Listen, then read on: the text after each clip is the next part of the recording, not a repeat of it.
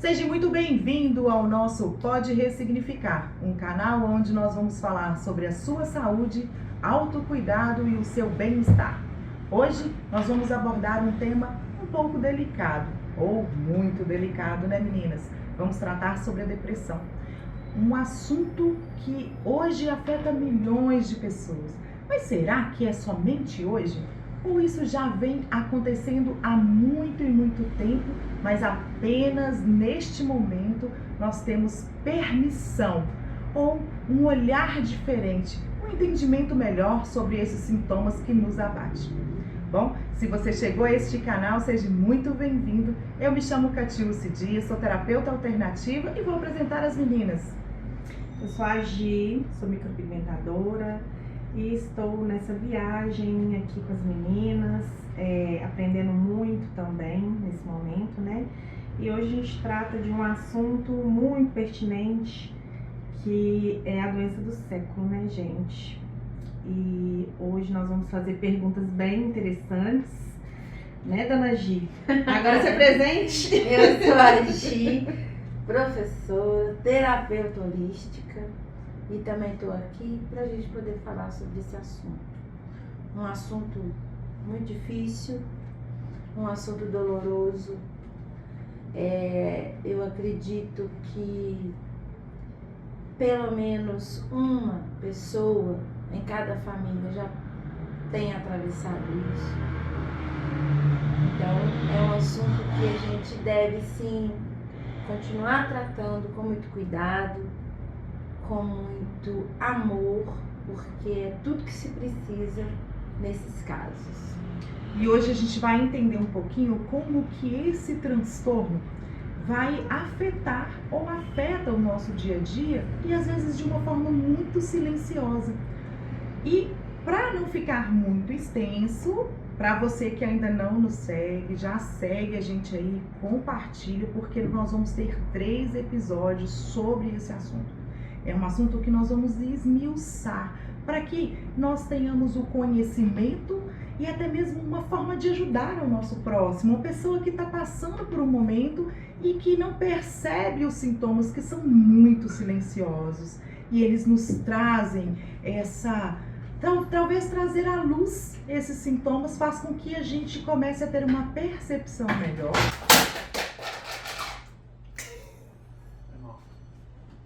Passou fantasma aqui. Quebrou? Menino de Deus, quebrou Só isso aí? desencaixou, só desencaixou. Quebra aqui? Isso aí desencaixa. Só desencaixou.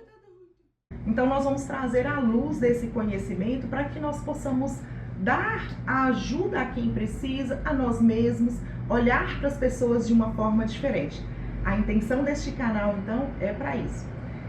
E aí, qual seria a definição, Gi, do processo da depressão, assim, ou da depressão em si? A depressão é um transtorno, né? É um transtorno mental que tem efeitos fisiológicos, efeitos químicos e efeitos emocionais, que são agentes causadores desse transtorno, que tem como característica uma tristeza profunda, uma apatia, uma falta de interesse em coisas que antigamente eram prazerosas, a dessocialização, a pessoa se afasta do seu meio. Tudo isso pode ser um sintoma, uma característica, uma característica da depressão. E é muito vago. Num âmbito geral, por exemplo, nós podemos falar sintomas que são catalogados como sintomas de depressão. Porém, a nossa mente é um universo ainda muito misterioso. Então, a depressão se apresenta para alguns pacientes de uma forma, para outros pacientes de outra, para outros de maneira totalmente diferente. E quais são os primeiros sintomas normalmente? Bom, alguns sintomas que a gente pode perceber e acender aquela luzinha de alerta, por exemplo, é quando a pessoa começa a ter dificuldade para poder levantar da cama, por exemplo. E aí ela deixa de fazer algumas atividades básicas, como escovar dentes, tomar banho. Isso, para uma pessoa num estado de depressão, é uma tarefa difícil. Um estado de apatia profunda. Às vezes ela não dorme à noite e passa o dia dormindo. Isso também é um sintoma de depressão. Fadiga demais, falta de energia, a falta de convivência no meio social, no meio familiar, uma tristeza, né? Uma tristeza profunda e notável. A alimentação começa a ficar diferente, ou é a perda total, ou é a compulsão pela comida. Isso também é um sintoma característico. A dificuldade de concentração é possível. Então, há crianças aí que têm dificuldade de concentração, os pais não conseguem entender. Aí acreditam que é a TDAH, né? Porque TDAH é o transtorno do momento. Atenção, pais, cuidado com o TDAH. Mas é um sintoma de depressão, essa falta de concentração. E aquele pensamento, o sentimento de morte e de suicídio. Esse também é um sintoma muito característico na depressão. A gente precisa ter muito cuidado, como a gente trouxe, porque quando começa algo a falar sobre esse assunto na internet, algumas pessoas trazem muitos sintomas. O fato de eu estar triste por ter acontecido alguma coisa não significa que eu possa estar começando um processo de depressão. Porque antes da gente começar, a gente estava discutindo sobre esse assunto e tem algumas coisas que nós, como seres pensantes, mais evoluídos e que caminhamos, precisamos passar para aprender. Porque se a gente não passa, não aprendemos. É o que eu falei no começo do vídeo.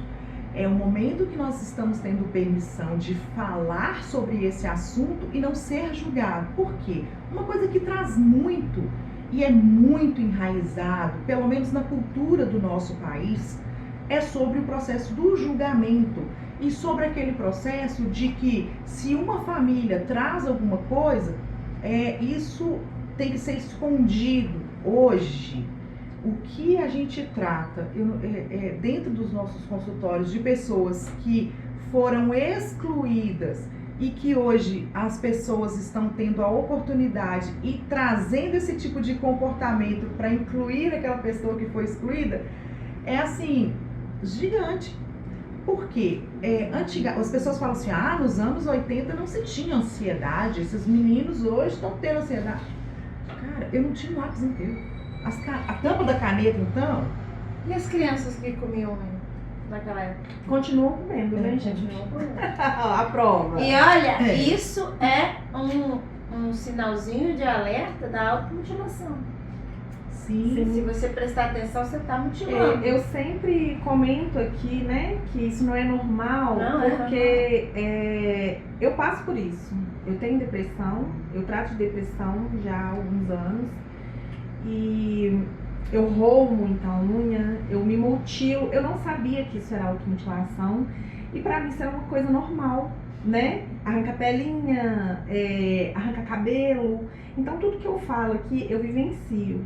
É uma experiência que eu passo por ela e eu converso muito com as minhas clientes aqui, porque eu sei pelo que elas estão passando.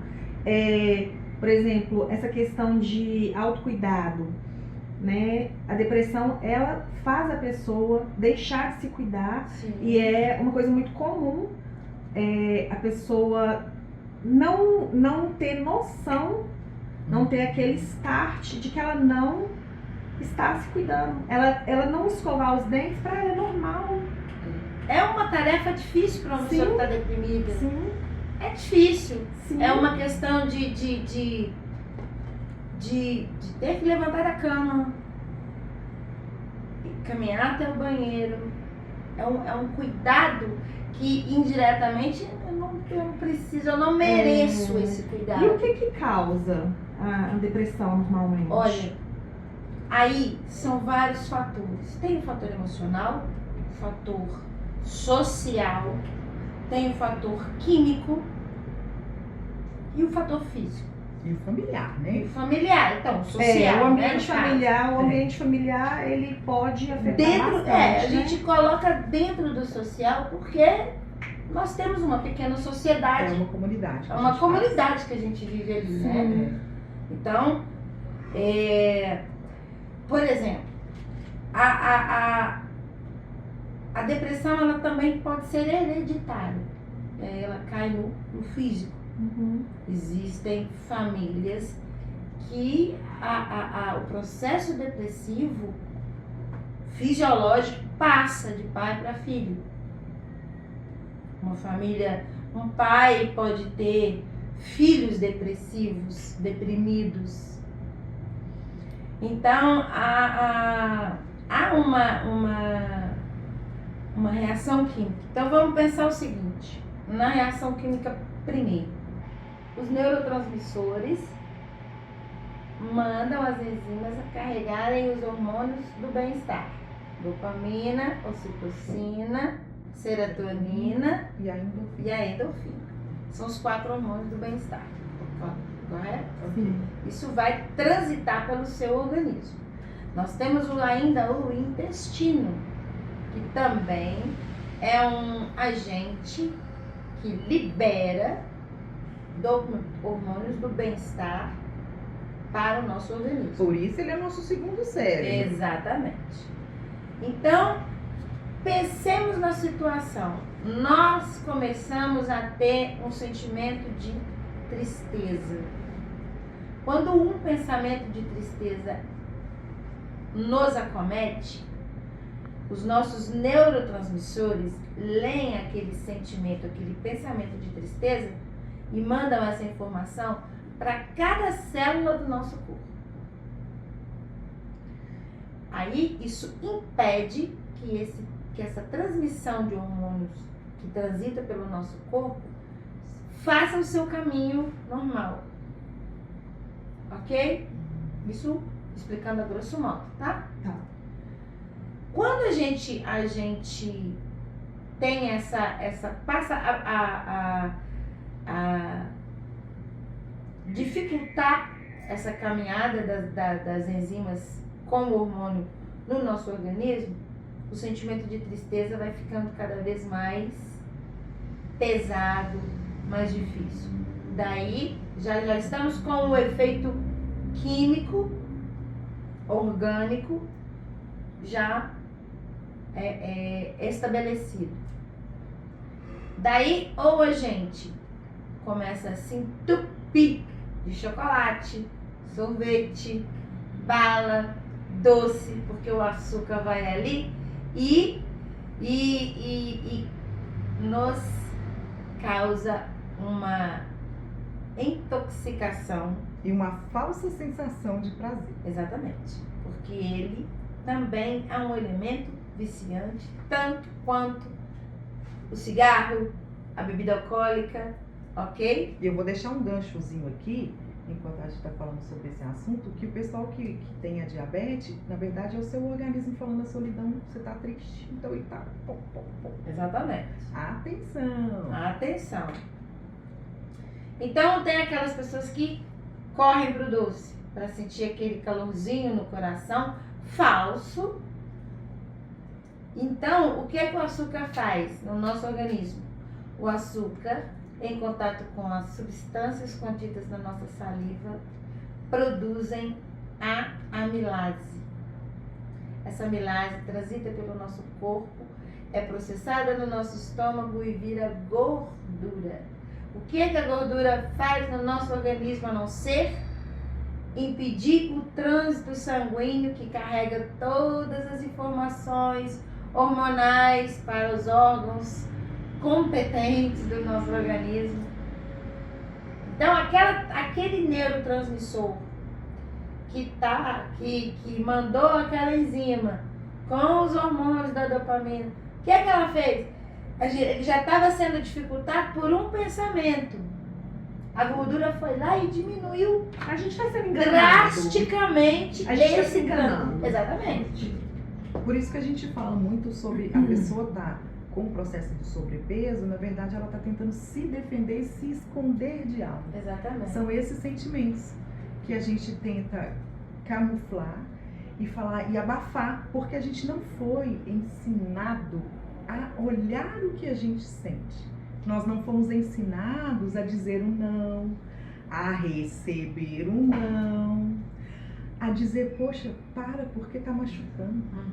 Então a gente vai tentar se defender. E o nosso corpo inteligentíssimo, porque essa máquina que Deus nos deu é inteligentíssima. A melhor e a tecnologia mais avançada é o corpo humano. Agora vamos imaginar a cena de uma pessoa que, ao invés de comer, para de comer. Ela para de comer por conta daquela tristezinha que se instalou ali. Ela perde o apetite. Daí ela perde o apetite, o corpo começa a perder energia. O que é que move o sangue, os neurotransmissores, as enzimas caminhando pelo nosso corpo? A energia do alimento. Mas do alimento saudável, pessoal, pelo amor de Deus. Açúcar não é alimento saudável. Ele não é nem necessário. Que existem outras maneiras de se obter a glicose necessária que nós precisamos no organismo. Então, o corpo perde a energia. Então, esse trânsito de sangue, enzimas, hormônios, também fica dificultado porque o corpo não tem energia para poder levar os hormônios do bem-estar para os órgãos competentes. Isso tudo, essas alimentações fáceis que a gente tem, é uma forma de nos deixar doentes. Vocês lembram que teve uma certa época que tinha alguns influenciadores falando muito sobre esse processo da farmaco, né, da alimentação, que são um império. Então a gente precisa observar que realmente nós nos alimentamos mal, conseguimos então através daquilo ficar doente, porque é o que a gente consegue, gente. Se a gente não se alimenta bem, não é bem para ficar fisicamente, fisicamente também, mas eu tô falando assim de se sentir bem, porque vocês estão vendo a toxicidade dos alimentos que a gente ingere? Dá para parar para pensar que uma depressão tem conexão com o alimento que você come? Com aquela batatinha gordurosa que a gente come, ou com, que seja com... Eu também adoro, não vou falar que tá errada não, meu marido vive me xingando, porque eu adoro aquele nuggets de frango. Meu Deus do céu. Industrializadíssimo. Pois é. Já, mas a gente tá aqui para passar informação. Nós somos humanos e nós comemos, e nós erramos, e nós estamos aqui aprendendo também. Não, eu falo isso nos meus cursos de reiki, eu falo, gente, tem isso para fazer. Quando eu fiz, eu fui bem Caxias, mas agora já deu uma relaxada, eu não escondo não. Se fizer, vai resolver? Vai, mas você tem que fazer, porque eu experimentei. E eu sei que dá certo, mas hoje eu já tô mais assim, se eu vou fazer um reiki, eu vou, então eu faço gachô. Então eu sou mais assim, mas é isso, caramba, os meninos estão lá, estão comendo aquele negócio com a boca tão boa, assim, que chega a salivar, não posso comer. Na realidade, a gente tá intoxicando os nossos filhos também, porque a gente... Claro. Eu me culpo muito, porque eu levo isso pra dentro da minha casa, mas a gente tá à mercê da indústria, né? Sim. E as crianças veem comerciais, elas veem propaganda e elas querem comer. E elas veem um amiguinho comendo e na escola tem para comer, porque nem toda escola tem um cuidado específico com a alimentação das crianças, mas tem muitas que, graças a Deus, tem. Então, tem muita coisa errada que a gente, infelizmente, não tem controle, né? Se a gente for viver caxiasmente assim, o entorno da gente faz a gente errar, né? O nosso dia a dia faz a gente errar. Exatamente. As nossas necessidades fazem a gente errar o tempo todo. Exatamente. Você acha que esse processo dessa cobrança, porque isso vem sendo falado, nós deixamos de ser para ter, né? E esse aceleramento que a gente está nessa... Eu falo que é a corrida dos ratos e a gente está sempre falando sobre ela, porque é o estudar, é o trabalhar, é o buscar lá na frente. A gente vai criar uma expectativa, porque, poxa vida, se eu estou estudando é porque eu quero melhorar, né? Então, eu crio aquela certa expectativa, só que eu tenho que ver que no momento ali, as pessoas que estão na sala ali, elas são amigas de sala, mas vão virar minhas concorrentes, né? Tem muita gente que... Eu não sou concorrente, eu adoro agregar. Eu acredito que quanto mais pessoas despertas e mais pessoas dentro desse mundo holístico, né, a gente consegue seria bem melhor, né? E a ideia é essa. Mas você entende que vai criando uma certa... eu falo isso porque eu já trabalhei em faculdade, então assim, você percebia que no começo do semestre era uma coisa, no finalzinho já era outra, né? Existe a questão, aí nós estamos esbarrando numa questão social. Isso vem de uma vivência familiar que sai de dentro de casa para ir para o convívio do macro social, né? Do micro social para o macro social. Então, dentro de casa, ou há uma disputa, uma competição entre os membros da família, ou os membros da família transportam lá da rua, né, do macro social, para dentro de casa. Então, há uma vivência de competição ali. Às vezes, um pai que trabalha e que está sempre falando que precisa melhorar mais, porque o fulano produziu mais, porque o ciclano vendeu mais. Então, as crianças, por mais que as crianças estejam ali brincando, ou com a boneca, ou com o carrinho, ou mexendo no celular, nesses joguinhos, elas estão ouvindo o que os pais estão comentando, o que os pais estão falando. Os irmãos começam a disputar. Há um comportamento de comparação dos pais entre os filhos. Ah, porque seu irmão faz isso. Ah, porque meu irmão faz aquilo. Você devia ser igual ao seu irmão nesse sentido, sabe? Então, assim, há isso é desenvolvido dentro de casa. A gente tem que entender que as nossas primeiras noções, as nossas primeiras conclusões, elas vêm de dentro da nossa casa. Por mais que a escola, por muitos pais, seja responsabilizada pelos reflexos que os filhos sofram, a nossa primeira referência é a nossa casa. Não adianta, a escola sim, é a segunda. Ela tem um papel fundamental em todas as crianças, óbvio que sim. Mas a nossa primeira referência é dentro da nossa casa. Mas para socializar, né? Exatamente. A escola. Exatamente. Né? Não é Então, assim, e isso gera um estresse. O estresse é um outro agente causador de depressão muito grande. E o que é que o estresse faz com a pessoa? O estresse tira o sono, deixa a pessoa cada vez mais cansada. Ela dorme, mas ela não consegue relaxar. O processo do sono dela não completa todos os ciclos. As etapas, né? Fica Todas só no REM, no estado etapas. REM, assim, que é aquele estado de Exatamente. vigília, né? É o estado de Exatamente. O estado de Descanso, vigília né? não te permite descansar.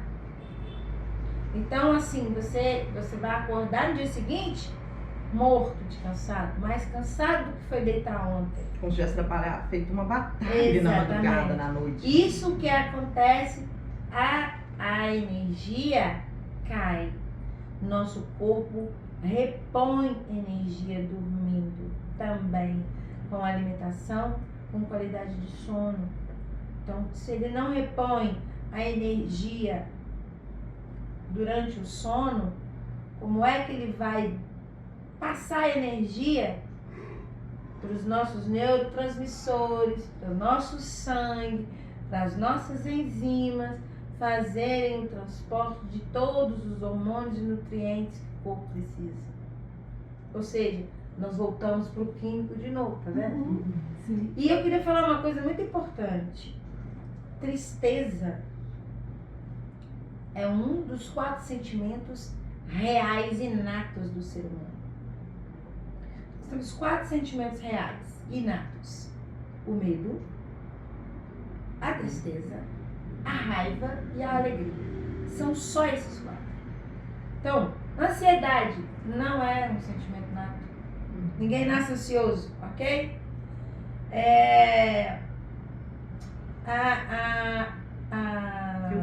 Euforia, ela não é um sentimento nato.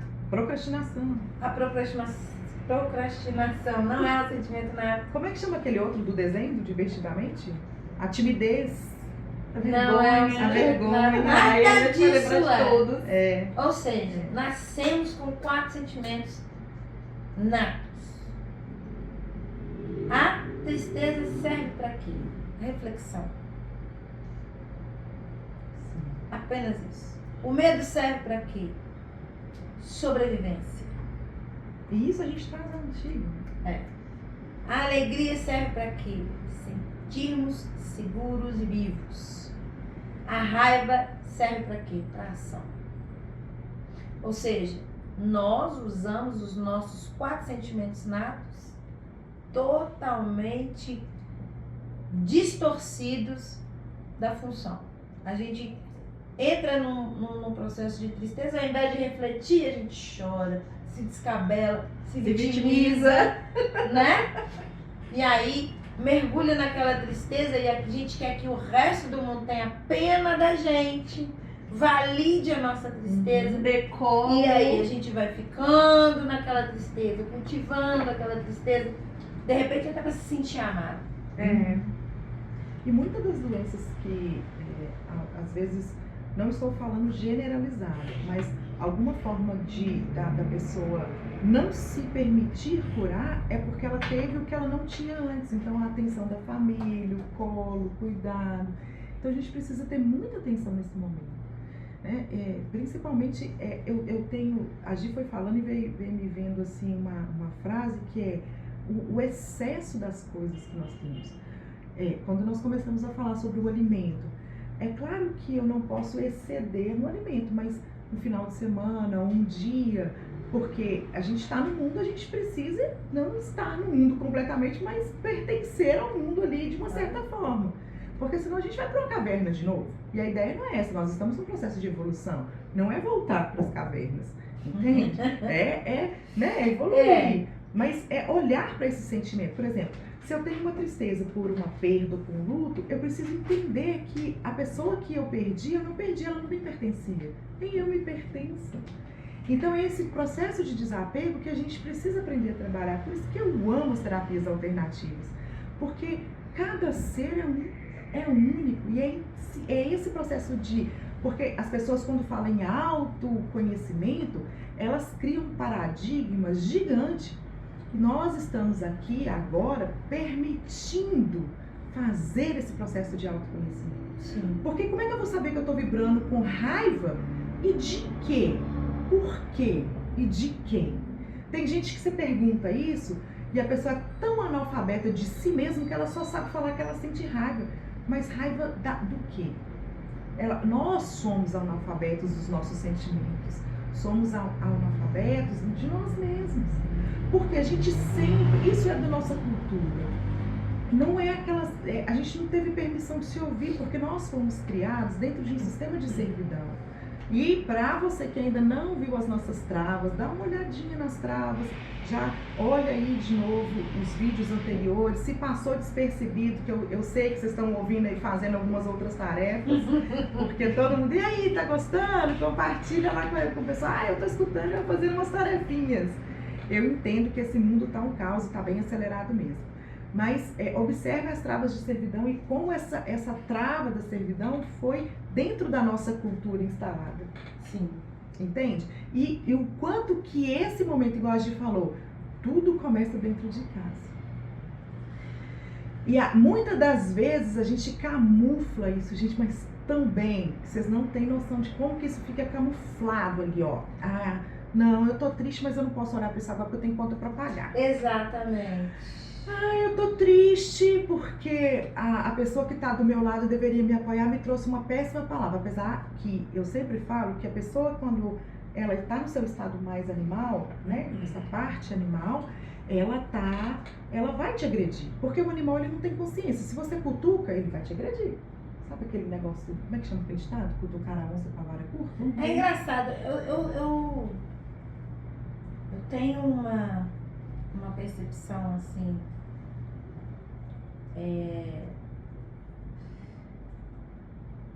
nesse sentido de que assim, eu tenho um pouco de dificuldade de ouvir isso e não reagir, mas não reagir não, é reagir em defesa, ok? A gente somos todos animais, ok? Somos animais racionais e somos o único animal que ri, né? A hiena. A hiena, nadinha da hiena, ela não sabe nem o que é o sorriso. Quem ultimamente anda aprendendo a rir são os pets, né? Os gatos e os cachorros estão aprendendo a sorrir agora. A menina ri. Mas a hiena não ri? não. Aquilo é o quê? Aquilo é o som que ela produz para se defender. E para se comunicar com Para as se outras. comunicar com as demais. O Rei Leão me enganou. O Rei Leão te enganou. Assim como a cobra silva, a hiena ri. O cachorro late, a hiena ri. Então, a gente, só que a cada dia que passa eu percebo que os animais são muito mais evoluídos do que nós. Uhum. Então eu acho assim, a gente se comparar a eles, somos ousados demais em nos compararmos, porque tudo bem, você vai cutucar a onça com vara curta, ela vai ficar com medo e vai querer se defender. Do mesmo jeito que se eu te cutucar, você também vai querer se defender de mim. Entende? Mas eu acho que eles são tão sábios em todos os ciclos das vidas de cada uma das espécies animais. Se a gente observar esses documentários de bicho, por exemplo, essas coisas, eles mostram como a sabedoria animal, o instinto animal é a própria sabedoria do bichinho. O meu bicho de paixão é o elefante, por exemplo. O elefante, ele tem duas características que eu amo. A primeira é que se um membro da família não consegue caminhar por algum motivo, se estiver ferido, se estiver doente, os demais o envolvem, colocam aquele animal no meio para proteger e para poder ajudar a caminhar junto. Eles não evoluem na caminhada, na migração deles, abandonando um membro. E quando esse elefante chega na velhice, ele discretamente se afasta e sai do bando, se afasta do bando discretamente para morrer sozinho, para não atrapalhar a manada, a travessia do bando. São duas características que eu acho assim, que me comovem quando eu penso nesse bicho. Eu gosto muito mesmo de elefante. É um bicho que eu admiro muito, nunca quis ter um. Nunca quis ter um elefante. Que ótimo! Tem elefante de cristal. Se quiser, quando me dão um presente, que me dão um elefante, eu adoro qualquer tipo de elefante, eu gosto muito. Mas um elefante eu nunca quis ter. E também nunca quis chegar perto dele, porque eu gosto dele lá onde ele está, no habitat dele. Eu não vou invadir a casa dele só porque eu gosto dele. Eu posso admirá-lo de longe. Mas são duas características que, se o ser humano observasse, faz um sentido tão grande para para a nossa vida, a lição do desencarne do elefante, por exemplo, é justamente, meu filho, a minha vida acaba aqui, a sua continua. Você vai seguir. Você não vai ficar aqui parado olhando para mim, porque eu aqui não tenho mais nada para oferecer. Então, o trabalho do Então, desafio. exatamente. Trabalho do É desafio. exatamente. E ao mesmo tempo,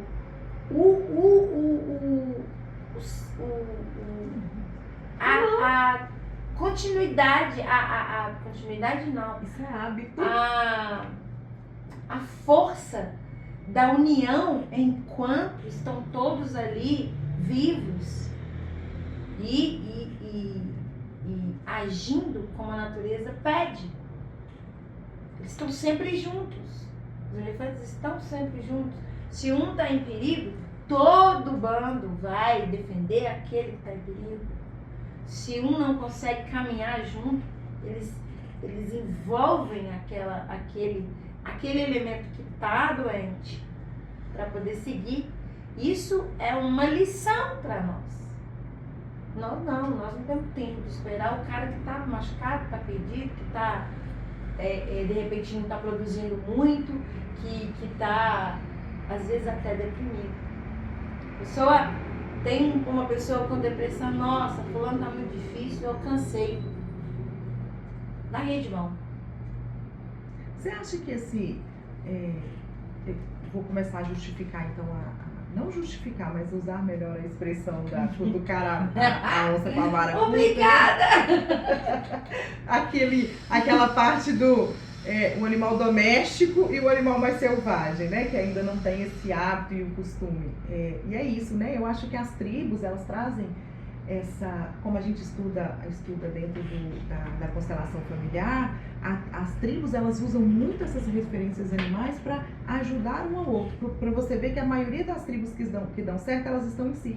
Sim! Não existe bem um líder, né? Existe aquele líder, o xamã, ou não sei como é que chama o nome de uma tribo, mas eles estão ali sempre em conjuntos e um para ajudar o outro sendo um elo. E coisa que a gente sabedoria ancestral, né? Coisa que a gente no caso das tribos, seria sempre a sabedoria ancestral. Mas que vem muito do observar os animais. Exatamente, né? vem justamente disso. Dali. A natureza ensina o tempo todo. Até yoga, né? Yoga também imita muito posição de bicho, né? A natureza está ensinando pra gente o tempo inteiro. E sobre a alimentação, gente, é importante a gente falar que quando a gente se permite ser, né, ou usar algo industrial, é algo que não está no mundo para que nos sirva. Porque Deus, eu acredito que isso é infinita sabedoria, Ele deixou o que a gente chama de mato. Você vê que não é mato, é chá. Mas é mais cômodo ir na farmácia, atravessar, comprar um remédio e pronto. Aí eu vou camuflar, porque quando a gente estuda homeopatia, a gente entende que o remédio alopático, ele está camuflando o sentimento, a emoção, ou bloqueando mesmo aquelas sensações, mas é rápido, porque a gente está nesse processo do rápido. A gente está no rápido, a gente precisa resolver tudo muito rápido, precisa entender muito, muito rápido. E agora, eu queria também deixar bem claro que, por exemplo, a gente falou que os sentimentos natos, né? E que a tristeza é um sentimento nato. Então todo mundo nasce deprimido. Não, pelo amor de Deus, não é nada disso. A tristeza existe. Todos nós ficamos tristes, mas tristeza não é depressão. Que fique bem claro, né? Que fique bem claro, por favor. A depressão tem como sintoma a tristeza. Mas tristeza não é depressão. Eu tô triste porque terminei com um namorado que eu gostava muito, que eu tinha depositado todas as minhas expectativas de ser feliz, de ter uma família de comercial de margarina, filhos, sítio, ok. Ficou triste. Você tá triste porque você fez um investimento emocional que não deu certo. Se você parar de comer, se você não dormir, se você começar esse processo químico dentro do seu organismo, pode ser que você desenvolva uma depressão por conta de tudo que você fez pelo motivo de ter terminado. Pode ser, é possível. Mas a depressão não foi causada porque o namorado terminou, e sim pelo que você fez daquele término daquele namoro. São as expectativas que nós criamos. Exatamente. E esse processo que a Agi trouxe dos elefantes, a gente entende do processo do apego. Né? O quanto, como eu falei do processo do luto, o quanto nós buscamos ter e não ser. Porque quando a gente busca ser, a gente entende que qual que é o meu propósito de estar aqui, de pertencer a esse seio familiar, de pertencer a este local de trabalho e de pertencer aonde eu estou. E isso faz com que a gente pare de ser aquele alecrim dourado. Faz, não faz? Faz. Porque se eu estou passando por um caos, qual é a minha responsabilidade de estar neste caos? E se eu, o que a gente faz? Quando eu comecei a falar sobre o processo de autoconhecimento e que as pessoas ficam meio horrorizadas quando a gente fala, eu não quero saber de autoconhecimento. Para, porque as pessoas que têm o autoconhecimento chegam onde quer chegar. O que o outro está falando, você não vai conseguir. Mas você acha que não? Fica com o seu achismo, porque eu sei onde eu sou, quem eu sou e aonde eu vou. E às vezes as pessoas que não têm essa percepção de si mesmo ficam lá embaixo. Gente, quem está aí? Quem está aí? Quem está aí? Quem saindo do céu? Mas aqui, eu posso olhar, fazer uma análise ali da minha adolescência e da minha infância. As pessoas, fulano tá falando de você. Minha filha, é inveja. Por quê? Eu sempre fui muito grande, literalmente muito grande em tudo. E isso, o povo olhava e começa. E os apelidos, gente? Sabe o que eu fazia? Eu cheguei a quase ser expulsa de uma escola porque o menino estava me chamando de um apelido que eu não gostava. E eu comecei a correr atrás dele loucamente, igual uma louca, desvairada na escola. Você foi tão linda aqui. Mas eu Conhece ficava essa criança louca. aqui desde pequenininha, É tá, verdade. gente? Ela era linda, era uma criança enorme, gigante, ela era muito alta. E mas terrível. linda. Era, um capeta. Gente, essa semana minha prima falou isso comigo. Eu não posso falar que eu era um capeta, que eu era uma santa. Imagina a auréola dela. Mas a gente eu era pior que ela. Por isso que a gente trouxe afinidades, né? E a gente se afina. Tá faltando ainda uma turminha aí, eu espero que elas estejam aí, essas lindezas que fez parte da nossa infância, da nossa adolescência, e eu guardo demais no coração. E eu sempre fui assim, sabe? E quando eu entrei no meu processo de depressão, eu comecei a observar que o que as pessoas vinham falar, eu aceitava. Então eu comecei a me perder. E esse quadro de depressão, eu fui para os remédios alopáticos. Gente, não funcionava. E eu falava, essa dose deve estar errada, porque o grande desse jeito, né? Deve ter alguma coisa de errado. E isso ficou no seu coração, né? De ser alta, né? A minha família toda né? Minha mãe é mais baixinha, né? Mas meus tios são. Todo mundo querendo ser alta e ela ficava preocupada de ser alta. De ser alta. Mas porque eu sempre ficava a última da fila. Eu acho que isso me ativou o processo da comunicação. Porque eu comecei a me comunicar melhor, eu comecei a me expressar melhor. Mas o menino que eu tava lá correndo atrás, querendo matar ele, quase fui expulsa, né? Tomei aquele esporro gigante, normal, né? E naquela época nem era esporro falado, né? Era assim, chicote no lombo. Passou, certo? Aí eu percebi que foi até um tio meu que, né, ele foi lá me consolar, porque eu tinha apanhado duplamente, porque era a pessoa que me cuidava, minha tia que me cuidava, que eu amo de coração, né? Eu sei de tudo que ela fez foi dentro da possibilidade dela, e depois minha mãe chegava no serviço e ainda apanhava de novo. E ela vai ver esse vídeo e pode comentar. E aí, eu aprendi. E aí esse tio meu veio e conversou comigo, né? E me falou, né, algumas coisas. E aí eu comecei a fazer como ele me orientou. Porque se ele mexesse comigo e eu avançasse, iríamos acontecer naquilo. Porque ele não ia aceitar apanhar de uma menina. Então ia ser retrucando o tempo todo. E eu comecei a deixar ele. Você tá me achando assim? O problema é seu. E o que eu observei naquela época? Eu tinha uns 12 anos, mais ou menos. Quer dizer que o que ele fala, se eu mostrar pra ele que não tem problema e que não tá me atingindo, ele vai perder a graça. E aí eu entendi. É assim que funciona. Então, eu vou fazer o que eu quero. E literalmente foi, né? Você aprendeu a lição. Aprendi a lição. Então, é muito disso. Como a gente falou, né? Desse processo. Por que eu trouxe essa história? Essa história, quando a gente cria uma expectativa sobre o outro, não está dentro do meu controle. O que eu observei com isso? Eu tenho o controle das minhas decisões e das minhas escolhas. Se a pessoa me vê e me acha, eu nem lembro qual era o apelido. Era tão importante naquela época e hoje ele já não tem mais importância Nenhuma, porque eu ressignifiquei, né? Exatamente. Nem estou lembrando qual era o apelido. É um processo que você também fez que te ajuda a superar os obstáculos da vida. Todo mundo vai passar por obstáculos, graças a Deus estamos vivos e precisamos disso para nos sentirmos vivos. Sim. Né? Mas eu só consigo falar isso depois que eu fiz terapia. Sim, mas a terapia é onde eu quero chegar. A terapia é indispensável, imprescindível num processo de tratamento de depressão. Ninguém sai da depressão sem um diagnóstico que só é possível ser feito por um psiquiatra juntamente com um psicólogo. O psiquiatra é o único médico que pode demandar uma receita medicamentosa para aquele paciente com depressão após o diagnóstico. Isso é muito importante, porque tem gente que começa a ficar triste, toma um Rivotril. Minha gente, pelo amor de Deus, não façam isso. Não façam isso. Desculpa, amiga. Sabe o que acontece? As pessoas têm esse hábito de fazer. Gente, eu ofereci um Rivotril pra ela outro dia, desculpa.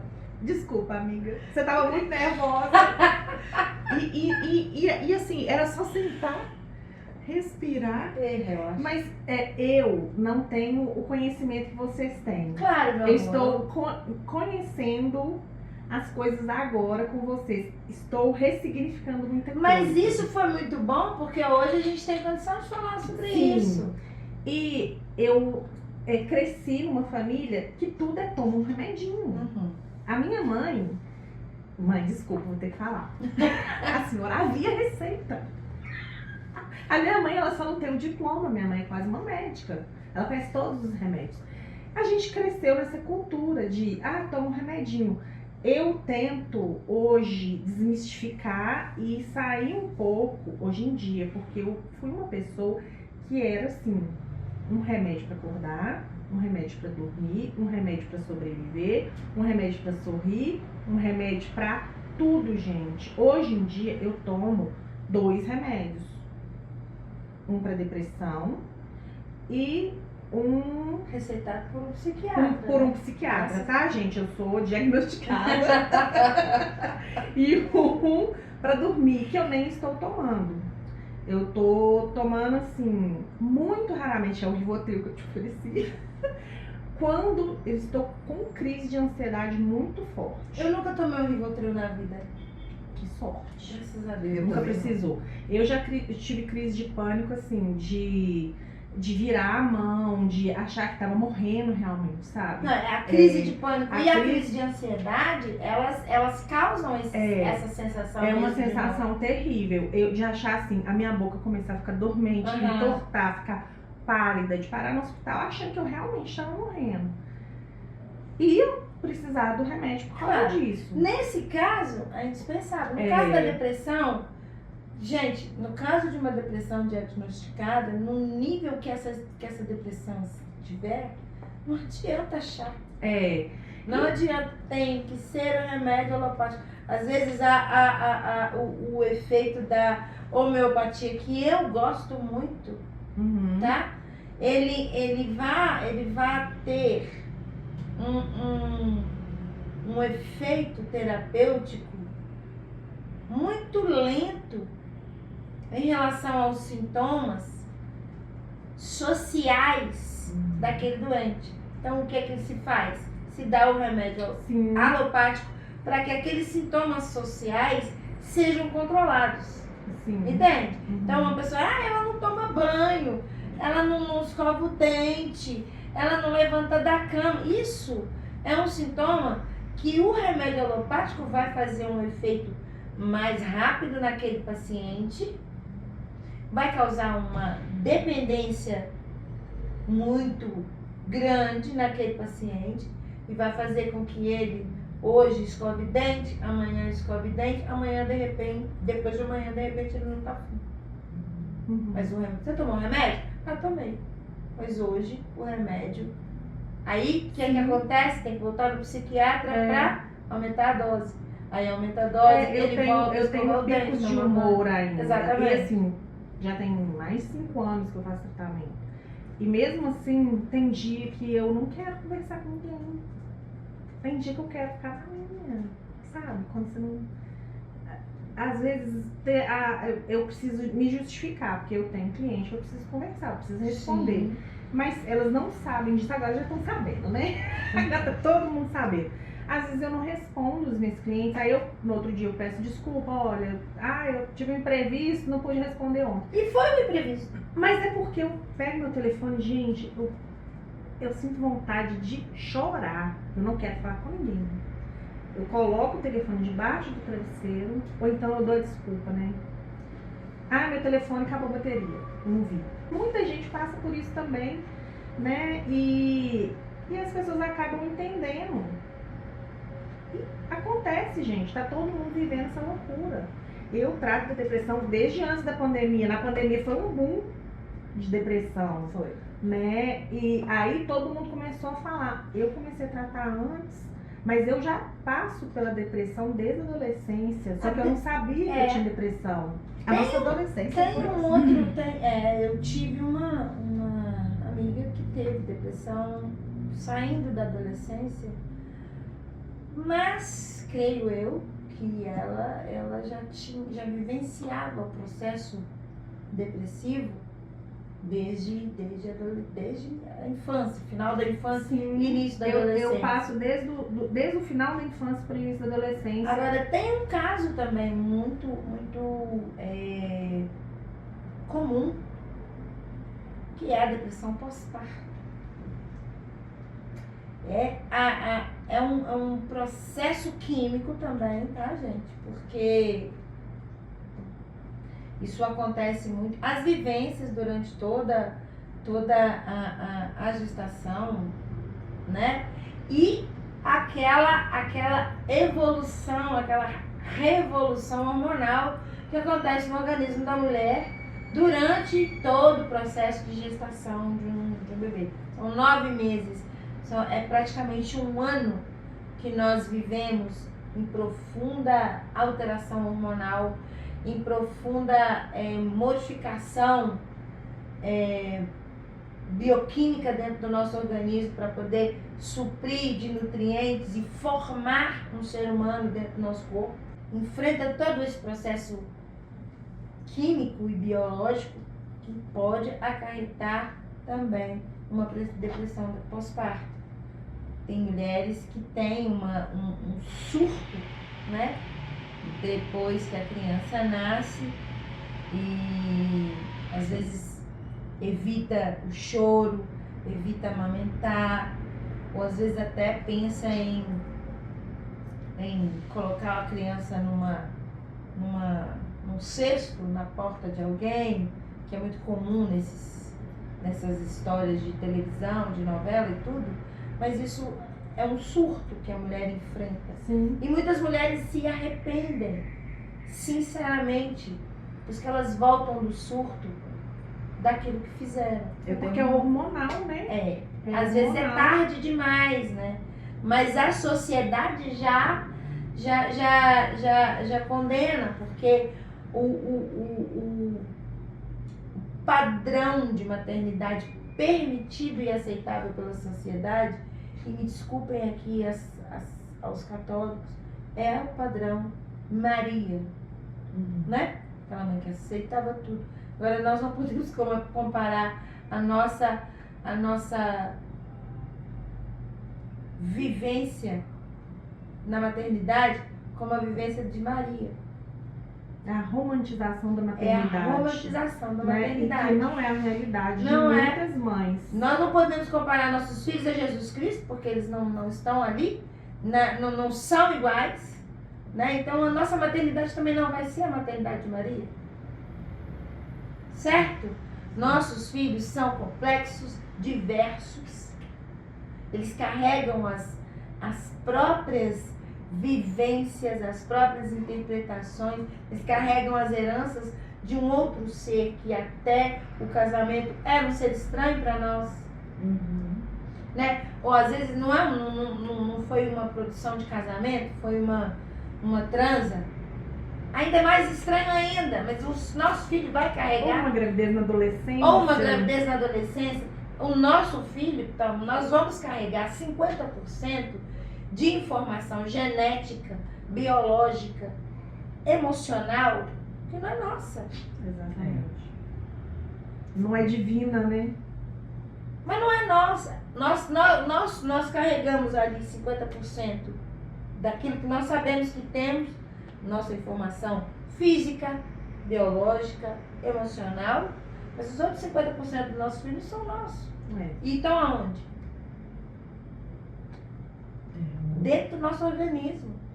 Nós temos que processar isso para que aquela criança seja desenvolvida. Ou seja, será que isso não tem uma contribuição também no nosso processo de químico, físico? E isso é importante a gente observar. Falando um pouquinho da depressão pós-parto, eu falo que eu perdi uma prima porque hoje ela vive do parto. Porque ela tinha uma vida, e aí de repente ela se viu grávida, o cara foi embora, não era isso que eu queria. Oi? Não, se você tá transando, que outra coisa que você quer? Né? Transando sem prevenção, tá? É. Por favor. Porque na euforia ali, naquele momento ali, cadê? Você quer se satisfazer, seu lado animal tá ali pra satisfazer, né? E assuma as consequências do depois.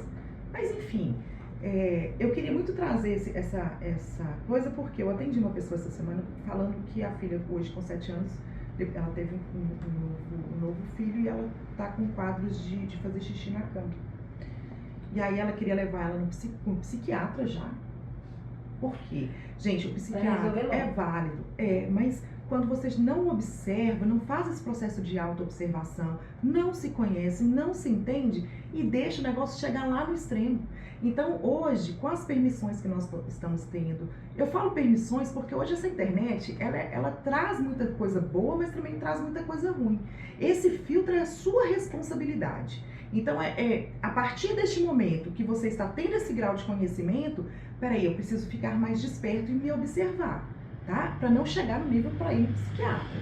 Então, não existe, você vai fazer terapia, você tá doido? Não, doido é você que nunca fez e que não se conhece. Exatamente. Entende? Porque virar essa página, quebrar esse paradigma e falar assim, não, eu estou indo buscar um processo com uma pessoa que vai me trazer a clareza que eu preciso, porque eu estou cansada de ficar correndo atrás do meu próprio rabo e ficar no mesmo lugar.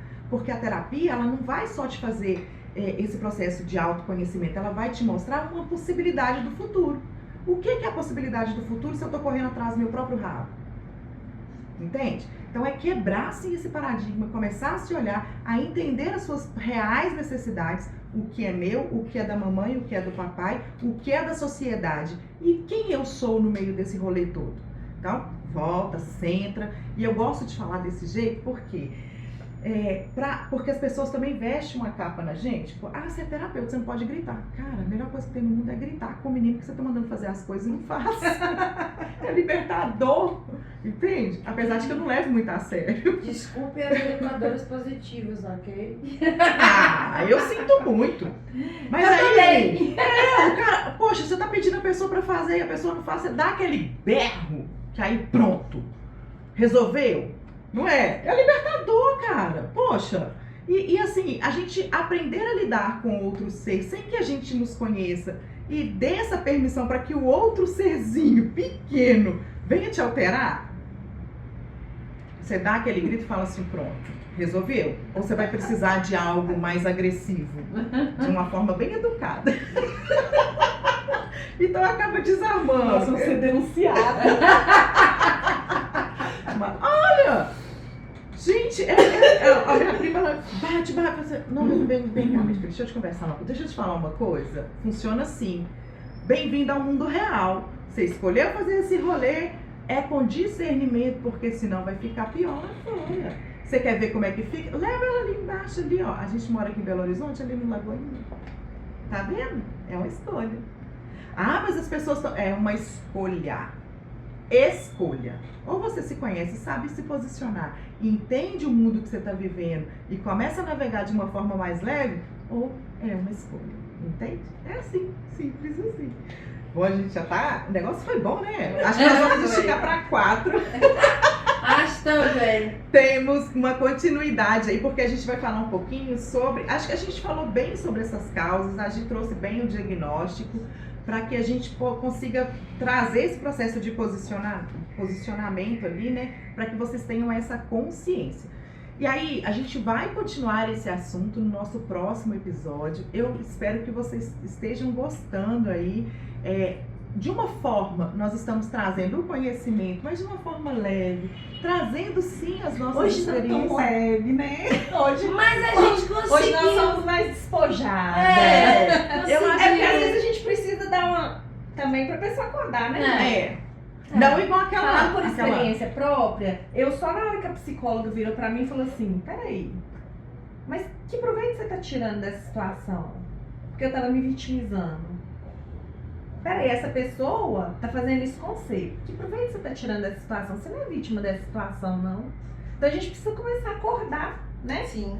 Também, porque a gente... Gente, ninguém, somos todos inocentes e ninguém é vítima de ninguém, ok? Atenção sobre isso, é importante, hein? Sim. Então, isso vale um porte, hein? Vale o pote. Atenção aos nossos diretores aí. Porque nós temos vários, tá, gente? Aqui a gente tem um mais exigente. E tem as outras duas que são mais tranquilas, São mais né? criteriosas. E aí eu acho que teve uma dos vídeos que teve até uma fala dela, né? Que a gente, não, deixa a fala, porque então são as pessoas que estão aqui nos apoiando, estão acompanhando a gente, são os nossos filhos, que são essas lindezas. Depois a gente compartilha um pouquinho, que a gente sabe que vocês gostam de estar, né? E também presente na nossa vida, isso a gente conta. Lembrando aqui, vou deixar embaixo os nossos Instagrams. Nós ainda não temos um Instagram coletivo, cada um tem o seu Instagram. E para quem está aqui em Belo Horizonte, nós temos uma novidade agora em outubro. Se vocês quiserem estar presente com a gente, nós vamos fazer uma vivência, né, Gi? Isso, nós vamos fazer uma vivência dia 26 de outubro, a partir das 9 horas. Vamos ter uma vivência de constelação familiar. Vai ser um workshop num ambiente agradável, lá no Padre Eustáquio, na Rua Jacutinga, número 5. Quem quiser, procure o Instagram da Kate, procure o Instagram da Kundalini, o Ressignificar, o Reequilibre-se, desculpe. Que doida. Eu também só procuro ela no Ressignificar. O Reequilibre-se e a Kundalini, procurem no Instagram, que nós vamos dando maiores informações. Nós vamos ter a oportunidade de participar de constelação e constelar também. A Gi também deve estar lá, né, Gi? Provavelmente vocês podem divulgar no meu também, gente. Vai colocar lá no da Gi também. Pode divulgar. Então, dia 26 de outubro, às 9 horas, eu e Kate vamos conduzir a constelação familiar, a vivência de constelação familiar, ok? Espero todo mundo lá. Te espero, Gi. Sim. Espero todo mundo lá. Vai ser um momento muito mágico e que você possa se permitir isso. Vocês observam que nas minhas falas eu trago muito o processo de permissão, porque quando a gente se permite se olhar e entender qual que é o seu posicionamento, a gente começa a vivenciar um mundo diferente, entende? Pode estar um caos, o mundo está caindo. Eu não resolvo nada dentro do caos. Eu preciso respirar, me acalmar, e foi apenas duras, tá? No próximo episódio você vai continuar sabendo como é que eu fiz esse processo da minha cura, como é que eu me entrei nesse mundo holístico e me permitir, sim, sair daqui de dentro esse processo da cura. Eu sei que eles não gostam muito de falar sobre o nome de cura, porque remete muito ao processo de curandeirismo, mas que vocês possam se permitir, porque você sim é a sua cura. E a hora que a gente se permite a olhar para dentro e a identificar esses gatilhos, a identificar o que causou isso, nós nos acessamos. Então, eu espero vocês lá no dia 26. Não tem problema que o galpão é grande, mas a gente tem um limite de vaga, porque a gente não vai conseguir conduzir todo mundo. Então, fique atento aos nossos Instagrams para reservarem um momento com a gente, tá bom? Ok. Então, até o próximo capítulo e Pode ressignificar. Beijo. Beijos.